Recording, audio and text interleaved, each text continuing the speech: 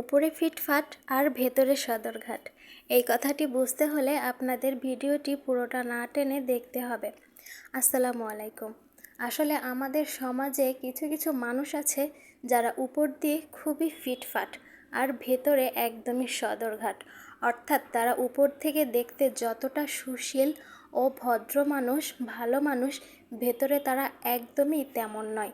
ভেতর থেকে তারা অনেক খারাপ, মানে তাদের মন মানসিকতা অনেক খারাপ হয়ে থাকে আর তারা বিভিন্ন রকম খারাপ কাজও করে থাকে, যেটা সম্পর্কে আমাদের একদমই ধারণা হয় না। কিন্তু উপর থেকে সমাজের প্রত্যেকটা মানুষ তাকে খুব ভালো মানুষ হিসাবেই চেনে এবং জানে।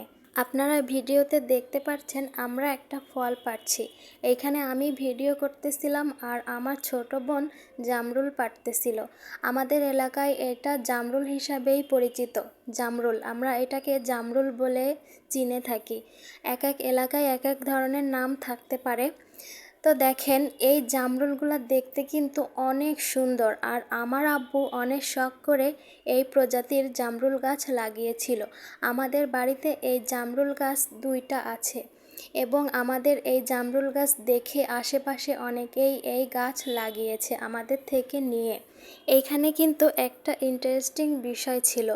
আমরা যে জামরুলগুলা পাড়তেছিলাম এইগুলা আমরা রুমের ভেতরে থেকেই পাড়তেছিলাম। রুমের জানালা দিয়ে হাত ঢুকিয়ে এরপর আমরা এই জামরুলগুলি পাড়তেছিলাম। এই জামরুলগুলি একদম জানালার কাছে এসে ভিড় করেছিল। অনেক বড় বড়, অনেক সুন্দর সুন্দর জামরুল। আসলে ঘরে বসে থেকে হাত দিয়ে এত বড় উঁচু গাছ থেকে জামরুল পাড়ার অনুভূতিটা কিন্তু একদমই আলাদা এবং অন্যরকম।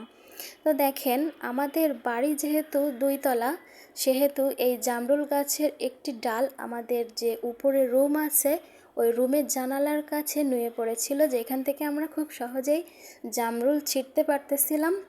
এখানে হচ্ছে আমার বোন জামরুল ছিঁড়তেছিল আর আমি হচ্ছে ভিডিও করতেছিলাম।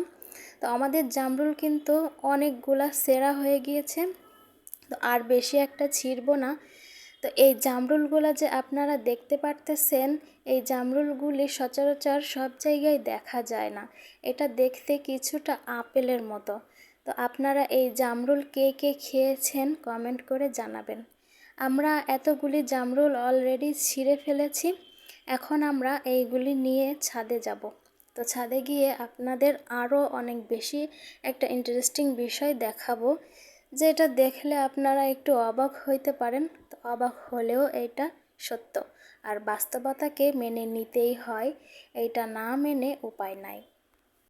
আমাদের বাড়িতেই অনেকে আসে এই জামরুল দেখতে, আর দেখতে এসে অনেকেই এইগুলা পেড়ে নিয়ে যায়। আমরা কিন্তু সবাইকে এমনিতেই দিয়ে দিই, কারো কাছে বিক্রি করি না। যার যখন যতগুলা ইচ্ছা সে তখন তার ইচ্ছা মতোই পেড়ে নিয়ে যায়। তারা নিজেরাই গাছ থেকে পারে, আমরা তাদের পেড়ে নিয়ে যেতে বলি। এই যে দেখতে পারতেছেন, আমরা কিন্তু অলরেডি ছাদে জামরুলগুলি নিয়ে এসেছি। আর ছাদে একটু ধান মেলা ছিল, রোদে দেওয়া হয়েছিল ধান। তো ধানের ওপরেই আর কি গামলাটা রেখেছি। দেখেন, জামরুলগুলা অনেক বড় বড় ছিল আর অনেক সুন্দর ছিল।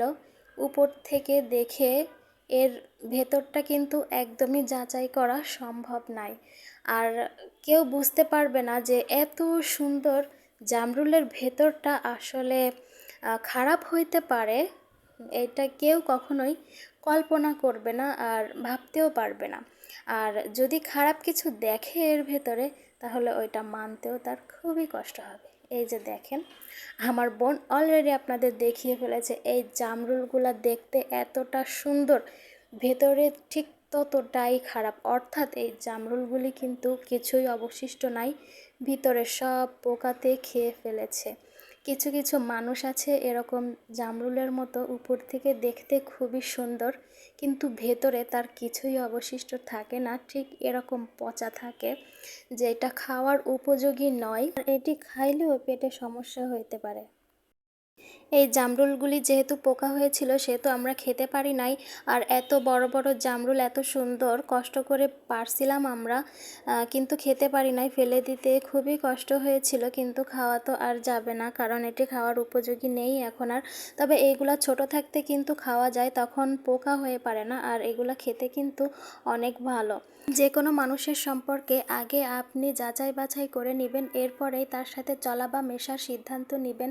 আমি কিন্তু অনেক দিন পর, দীর্ঘ কয়েক মাস পর আমি এমনভাবে ভয়েস ওভার দিয়ে ভিডিও আপলোড করব। তো আমার কথার ভেতরে অনেক ভুল ত্রুটি থাকতে পারে, আর কথার ভেতরে খুব জড়তা আসতেছিল, কারণ আমার অভ্যাস একদমই নেই।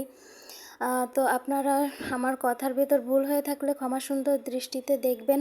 তো সবাই ভালো থাকবেন, সুস্থ থাকবেন, আর আমার জন্য দোয়া করবেন। দেখা হবে নেক্সট কোনো ভিডিওতে। আজকের মতো সবাইকে আল্লাহ হাফেজ।